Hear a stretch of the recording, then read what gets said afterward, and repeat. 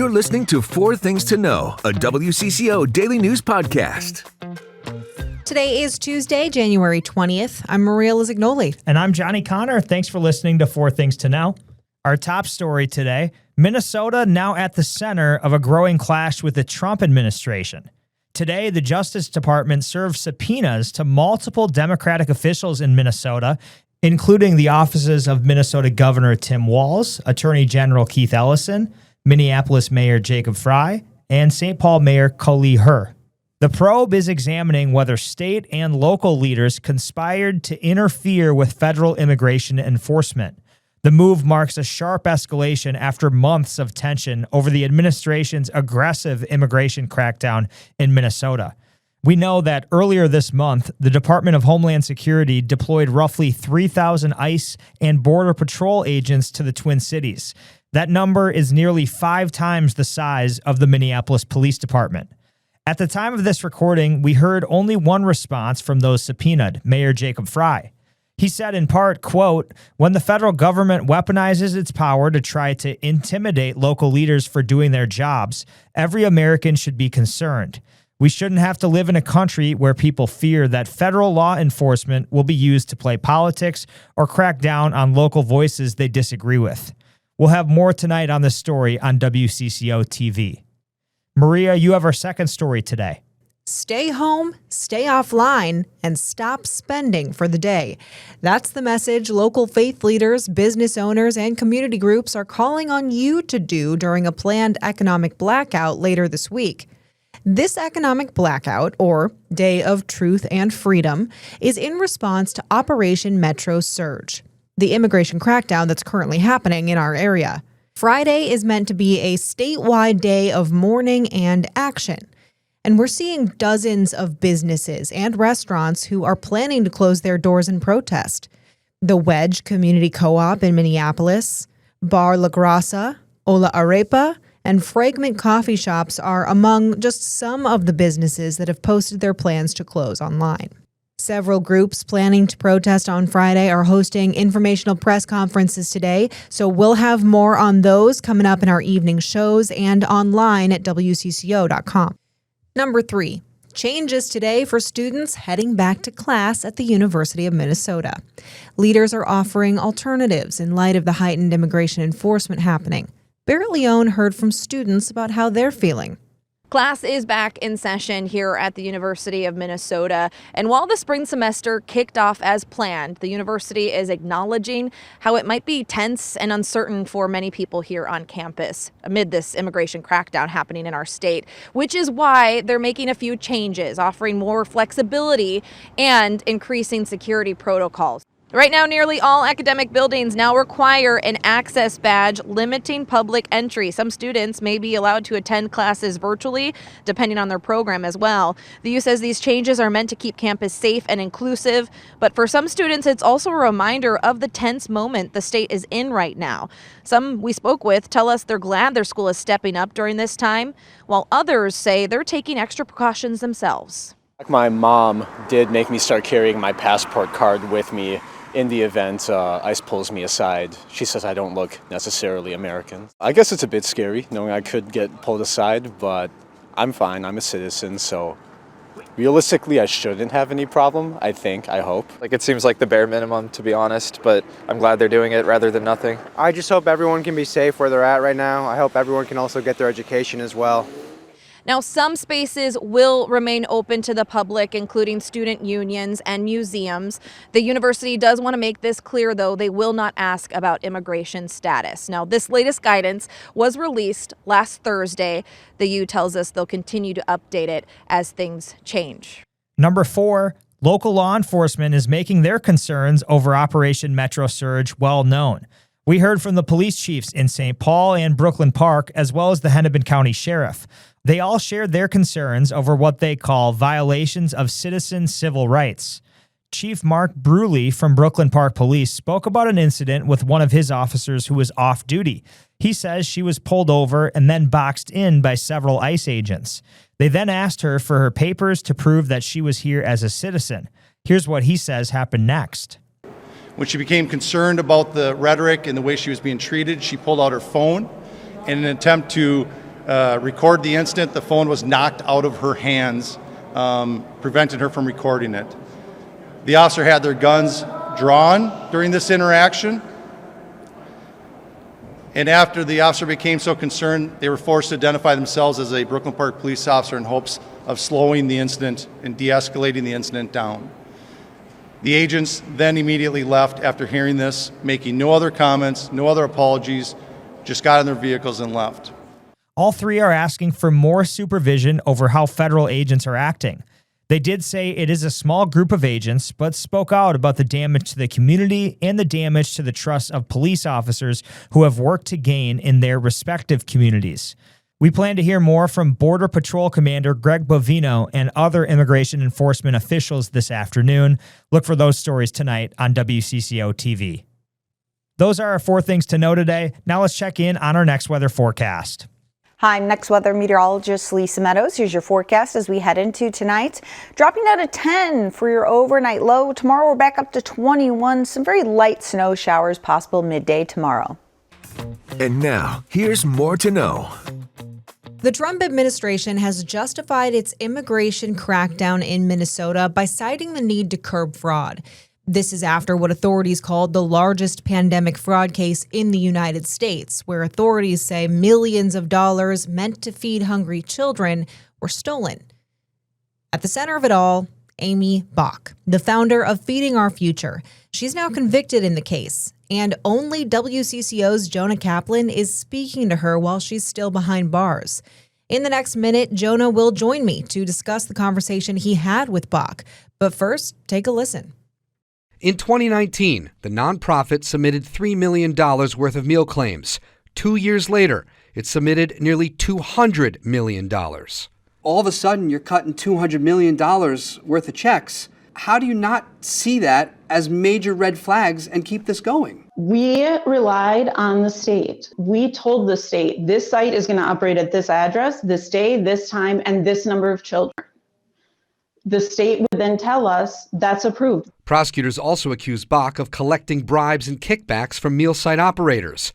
At trial, they revealed text messages where she compared Feeding Our Future to the mob. Are you a mob boss? Absolutely not. No. Were you personally benefiting from any of it? I collected my salary, and that was all that was collected. Didn't federal agents find gold jewelry, cash in your closet? They found minimal jewelry. I believe it was like 2 pair of earrings, a bracelet, a watch. There was some cash there. Jonah Kaplan joins me now. Jonah, that was just a minute of an hour-long conversation you had with Amy Bach. Yes, and a minute to the T, by the way. Like, she finished an answer, Zoom went out. That was it. And we kind of looked at each other.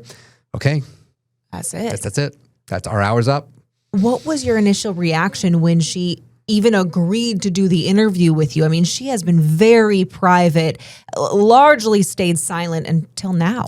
The only time she shared her story was when she took the stand in her own defense. And there's no recording of that, of course, because it was in federal court. So you had to be there to listen to it. I was surprised. I mean, we knew, asking for this, that it was a reach. We knew that it would be a blockbuster if we can get it. And we were pleasantly surprised that, her attorney agreed. She agreed. We had to go through the U.S. Attorney's Office as well. We had to go through the U.S. Marshals to get that sign off. Wow. And it was kind of one of those things where we didn't tell, I didn't tell our producer, I didn't tell our news director until after we did the interview that we had it, because you didn't want to make any promises that we can't keep. Wow. Yeah. Wow. I'm curious about why she did it. I mean, she's been convicted. Why did she do this? She's been convicted, but she hasn't been sentenced. And so I think she's trying at any point to get her story out, to get her perspective out, to maybe help with some, I don't know if leniency is the right word, or just help with something. At this point, she's got nothing to lose. She knows she faces decades in prison. And so much has been said about her, so much has been said against her. And think of the ramifications of all this, right? I mean, forget the fact that Feeding Our Future investigation has led to so many other investigations of fraud. But the fraud is the entire basis right or wrong, for why the federal government is doing what it's doing in Minnesota right now. Right now. Right. I mean, that was Trump's whole reason for coming in, bringing troops. That was his justification for the immigration crackdown here in Minnesota. They still say, Kristi Noem, Department of Homeland Security Secretary, just said it last week. Like, why are we doing this? We are doing this because of the rampant fraud in Minnesota. And look what's come from this rampant crackdown here. A person has been shot and killed, Renee Good. And then there was another shooting. 3,000, and then there was another shooting. 3,000 people, DHS says, have been arrested. And many of them are taken to the Sherburne County Jail. Right. Well, there's so many even things like what you just said. 3,000 people have been arrested. How many of them are connected to fraud? To my knowledge, we haven't heard of one. We don't know. That doesn't mean they keep saying these are the worst of the worst, which maybe they are, right? They've got long criminal record, criminal histories. Maybe it's rape, maybe it's murder, maybe that's still not fraud. Right. Don't gaslight us. Don't say this is all about fraud when you're arresting all these other people. At least that's to me. I would say we don't know yet. Maybe again, they are arresting people when it comes to fraud. They just haven't announced it yet. We know the investigations are ongoing. We know there's a lot to look at. 14 social programs in Minnesota. We know from the U.S. Attorney's Office, and we know from the state that are under investigation, under audit. So they're going to find more. The question is, what is it happening right now? And so, yes, now after that little bit of a off ramp into a different tangent, yes. So Amy Bach is being held in the Sherburne County Jail. Right. And that is the only jail that is under contract with the federal government to hold all these people that have been arrested by ICE. If the federal government... she's seeing people coming in that have been arrested. Yes. She's seeing the real world consequences, the ripple effect of, again, the long ripple effects of what she did or what she's accused of, what she was convicted for doing, and what's happening now. What did she say about that? We did ask her, like, do you feel guilty? Do you feel guilty about what transpired? Like, a woman was killed. Did you know that? Did you see it? She says, yes, I saw it on the news. And she did express regret. I mean, she feels, I don't know if it's personal guilt. She feels guilt that things have happened. She feels bad that things have happened. She doesn't take responsibility for them. She doesn't think that it's because of my actions, it's because of my choices that all of these things have happened. But she feels sad that these things have happened. Okay. So she never explicitly told you that she benefited personally, financially, from the scheme that surrounded her nonprofit, Feeding Our Future. No, and I think it's, even if we've heard this term Feeding Our Future and we've heard about the scale, it's important to remind folks, what it was and what her role in it. Right. Feeding Our Future was a nonprofit that contracted with the federal government, well, really the state government, and it was kind of like the intermediary, right? There were schools and after-school programs needed to feed kids whose maybe parents or families couldn't afford dinners or nutritious meals. So they came up, they found these other restaurants, caterers, and then in order to be reimbursed, someone had to do the dirty work, the paperwork of submitting the receipts, of filling out the forms, and then sending that into the federal government. Feeding Our Future was that middle man, right? Who said, okay, we're going to find the caterers and restaurants, they'll make the meals, and then we'll do the paperwork for those places and get the money from the government. Right? And maybe we'll take 3% of that, for our service. You get the business from the federal government. We save you time and energy filling out the papers. So Feeding Our Future never had any role in actually distributing the food? No, they were like the agent, if you will. Right? I see. Yeah. So they were the ones who said, hey, and that's what Amy Bach did. Hey, I'm running this thing. I'm here to help kids. Hey, Safari Restaurant, want to join me? Hey, Empire Market and Cuisine, want to help me? And then all number of other companies came. And so in 2019, Feeding Our Future processed about $3.5 million in receipts. Okay? Yep. And then by 2021, $200 million. $200 million. Right. Yeah. And some of these places were claiming to have served 5,000 meals a day. Now go to a restaurant. See how many people eat at that restaurant when you're at a sitting for dinner. And now think to yourself, I'm maybe not that good at math, but can I see that kitchen making 5,000 meals a day? You can't see the gesture if you're just listening to this, but I'm just going. But your hands are in the air questioning. That doesn't seem right. I mean, yeah, a lot of it just doesn't seem plausible, and she was convicted. Right. And so go back to your question, which was, did she benefit personally? So what she was convicted of, part of the charges were that she was basically selling Feeding Our Future to these other businesses and saying, hey, I'll make you a lot of money, but you have to give me a lot of it. Or she was bribing them. She was forcing them to give kickbacks. She was compared to a mob boss. And right. And you even asked her that. I said, are you a mob boss? Yeah. And she's like, no. What is she going to say? Yeah, I did Yeah, it. true. Like, she really going to just admit to you there? We don't know. But obviously she seemed remorseful, you say. And a lot of what she is convicted of has a lot of repercussions, especially to the Somali American community here in Minnesota. Now, we do know that many of the people who, many of the defendants, most. 80. So out of all the fraud cases, there are 98, according to the Justice Department, 98 charged suspects. At least 85 of them are Somali. Okay. And then the others that aren't Somali are East African, maybe Kenya. There's some other nationals in there, I think Ethiopia. But yes, but Amy Bach and then these two other guys from Philadelphia, they're the only ones that aren't from East Africa. Right. Amy Bach's the only a white woman. Yeah. And she's the only Caucasian implicated. How did she become connected with, she's not a part of that community. How did she become connected with it? It's a great question. And we asked her that. And her answer was, look, when I was starting this nonprofit, I was looking at the areas. And this is a woman, by the way, who got a degree in education, who worked in daycares, childcares, who worked in education. She said, well, if we're going to be helping with meals, we need to look at the lower income areas. And what are the areas? Well, you look at around Lake Street. You look at around Cedar Riverside. You look at Minneapolis's north side. That is where she said she found areas where she knew she could make an impact. And so once she then started doing the work, she said other people started coming to her.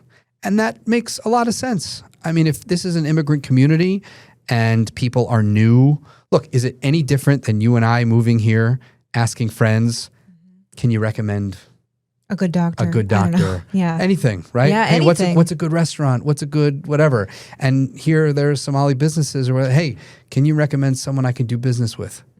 Well, if you're already doing work with Amy Bach, I'm going to recommend Amy Bach. Sure. A ripple effect of sorts. And Amy Bach says, the checks and balances were not in place because she relied on the state government to do that. To be the check and balance. And she said, I was totally transparent. I had told you, hey, I'm not really sure about this. They're claiming this. Here's what they're saying. State, it's up to you to kind of look at this. But the state, said back to her, according to Bach, it's good with us. So Amy Bach then said, well, I guess if the state's kind of doing this, I guess I'll do it. I guess I'll do it. Yeah. Right. And we have heard from the state too, who, what are they saying? Well, it was the Minnesota Department of Education that raised issues. In fact, we know in 2020, they actually started to deny some of the claims. And what did Amy Bach do? She sued the Minnesota Department of Education. She claimed that Minnesota Department of Education was being discriminatory in rejecting or holding some of the payments.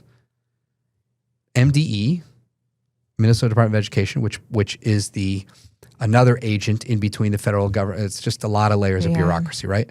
So they're the ones that they're the first layer of the bureaucratic process in processing the receipts and payments. and managing the federal dollars that are coming in for these meal programs, they raised red flags. Mm-hmm. And then Amy Bach sued, and the Attorney General, Keith Ellison, who was supposed to be defending the Department of Education, the defense was, well, they're not racist. The defense was not, hey, we found fraud, but the defense was, they're not being racist.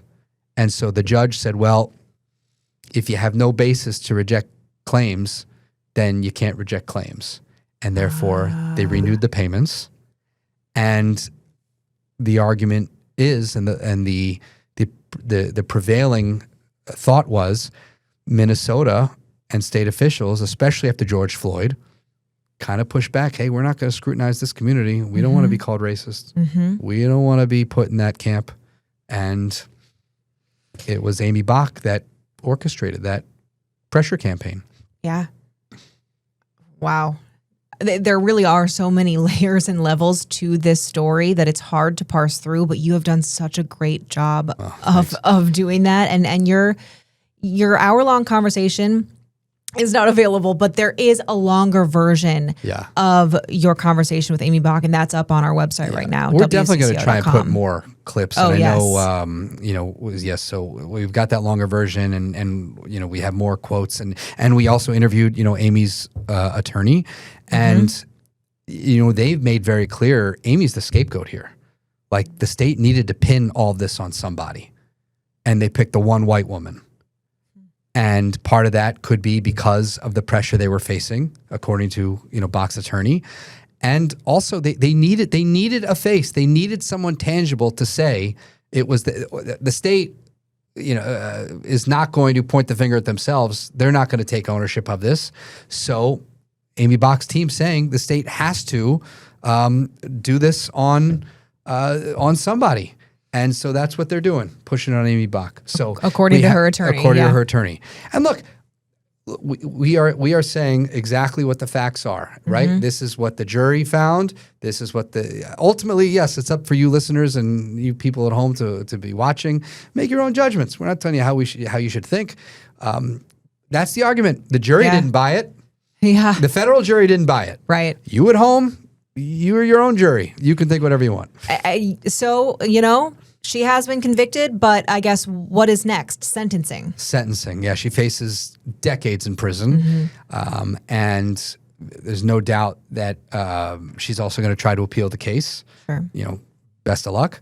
It's very high. The bar is extremely high, especially if you're going to the Federal Court of Appeals, because you're also going to have to prove that there was some sort of issue in the prosecution, that they maybe broke a rule or that they did something that was not unethical, but I guess illegal. It was misconduct in the prosecution. And so we're going to be finding that. And then, of course, there's going to continue to be these investigations into the fraud. Right. We're going to see a trickle. It's not over. No. Bach was charged back in September of 2022. Wow. So if she hasn't been sentenced yet, remember, these things, it's not like a Law & Order episode. Nothing happens in a truncated, hour-long episode. It takes years. Yes. Oh, well, Jonah, thank you so much for all of your coverage, for talking with me today. This has been truly insightful, and I know you'll continue covering this. We all will. We all will. We all will. We all will. All right. Well, thank you again. Good being here. Thanks, Maria. Great interview today with Jonah, Maria. Really informative. Yeah, it was really good to talk to him about his process and then, what's more to come. Thank you so much for listening here to 4 Things to Know. With Johnny Connor, I'm Maria Lizignoli, and we're here with the news you need every weekday afternoon by 3 o'clock. Listen to 4 Things to Know, a WCCO daily news podcast, wherever you get your podcasts.